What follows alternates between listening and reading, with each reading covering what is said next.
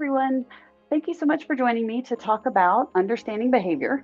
My name is Julie Eshelman, and I'm a clinical behavior specialist with Easterseals North Georgia.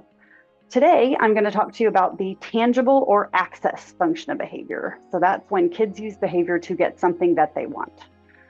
This function shows up when a child wants access to an item or an activity or an experience, like a snack or a favorite toy or screen time, and they either don't know a better way to ask for it, or they've learned that a behavior that you find challenging is faster or more reliably effective. So here's a common example. Your child wants the iPad or the tablet, but you've just said, not right now. They start crying or yelling or throwing things, and in the moment, you hand it over just to avoid that meltdown. The next time they want that tablet, you guessed it, they might cry or yell again because it worked. But this kind of behavior function isn't always just tied to behaviors that we don't like. For example, a child saying cookie and then getting a cookie is a great example of appropriate communication for a tangible item. The goal is to help your child learn more of those helpful ways to ask for what they want, and for these ways of asking to be easier for them than the behaviors you are finding challenging.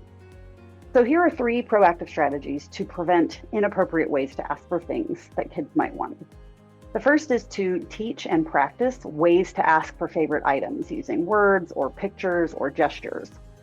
The second is to offer choices to give them some control over what they can access. And then, as often as you can, try to honor the choice that they've made appropriately. The third one is to set clear boundaries ahead of time, like you can have the tablet after you eat your dinner, and be as consistent as you can so that the child can predict when they will get access to that preferred item or activity. And then once we start asking for things in an inappropriate way, here are 3 reactive strategies to help you respond in a way that doesn't teach this inappropriate way is effective.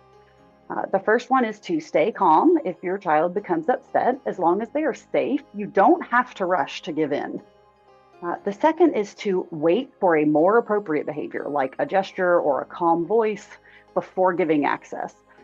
This will tie the most appropriate part of their behavior to actually getting what they wanted.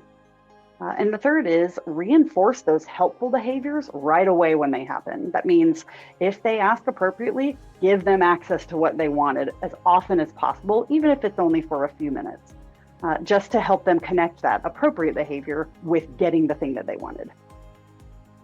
You will know that things are improving when your child starts asking more clearly and calmly for what they want, and you see fewer tantrums or struggles when something is denied.